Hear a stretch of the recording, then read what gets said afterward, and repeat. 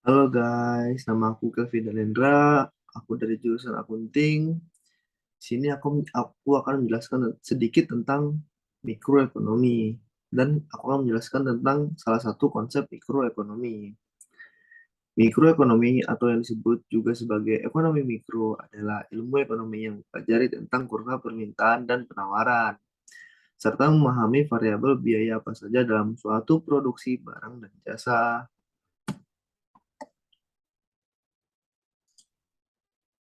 Ketahui apa saja konsep-konsep pada mikroekonomi. Berikut ini beberapa di antaranya.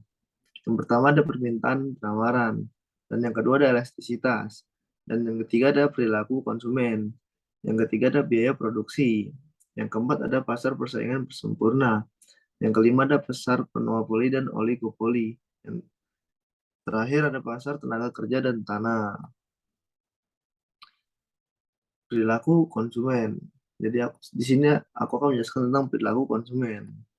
Perilaku konsumen adalah suatu perilaku atau tindakan individu maupun kelompok dalam membeli atau menggunakan produk ataupun jasa yang melibatkan proses pengambilan keputusan sehingga mereka mendapatkan produk ataupun jasa yang diinginkan seorang konsumen.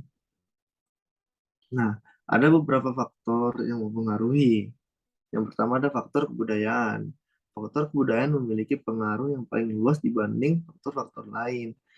Sebagaimana yang kita terima pada pendidikan karakter di sekolah, kedisiplinan dapat membentuk kebiasaan, kebiasaan dapat membentuk sifat, sifat dapat membentuk karakter, dan karakter yang dibudayakan dapat membentuk nasib seseorang. Contoh, budaya timur yang mengajarkan untuk berpakaian tertutup, menjadikan konsumen banyak yang suka membeli pakaian tertutup. Yang kedua ada sosial. Kelompok sosial terdiri dari keluarga, lingkungan tempat tinggal, teman pergaulan, dan masyarakat. Faktor ini memiliki pengaruh yang cukup besar dalam membentuk perilaku konsumen, karena tergantung seseorang dibesarkan di dalam lingkungan yang bagaimana. Contoh saja, seseorang yang dibesarkan dalam keluarga yang teliti dalam keuangan akan cenderung mendahulukan prioritas sehingga dapat menekan pengeluaran yang dirasa kurang perlu. Sementara itu, seseorang yang dibesarkan dalam lingkungan yang suka kuliner cenderung menikmati berbagai macam kuliner untuk menuntaskan rasa penasarannya.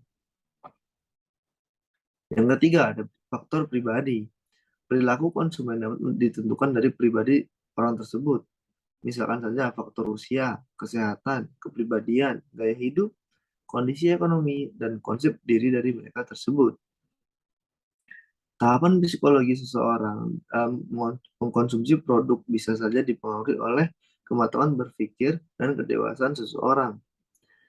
Jabatan menandakan tingkat kesejahteraan dan gaya hidup seseorang. Kesehatan mempengaruhi apa saja yang boleh dan tidak boleh dimakan atau diminum. Faktor keempat, pribadi. Faktor ini dipengaruhi oleh keinginan seseorang untuk diakui, dianggap ada, dan diterima lingkungan. Beberapa hal psikologis yang mempengaruhi perilaku konsumen adalah seperti motivasi, kepercayaan diri, self-esteem, proses belajar, dan lain-lain. Nah, di dalam perilaku konsumen, adapun model-model perilaku konsumen harus memiliki fungsi sebagai berikut. Yang pertama, deskriptif, menggambarkan langkah-langkah yang dilalui oleh konsumen untuk menuntaskan pembelian.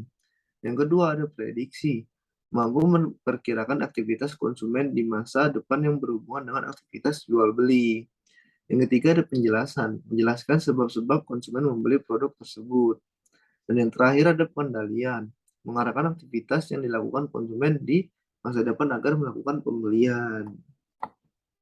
Nah, itu sekian dari aku telah menjelaskan sedikit konsep tentang perilaku konsumen.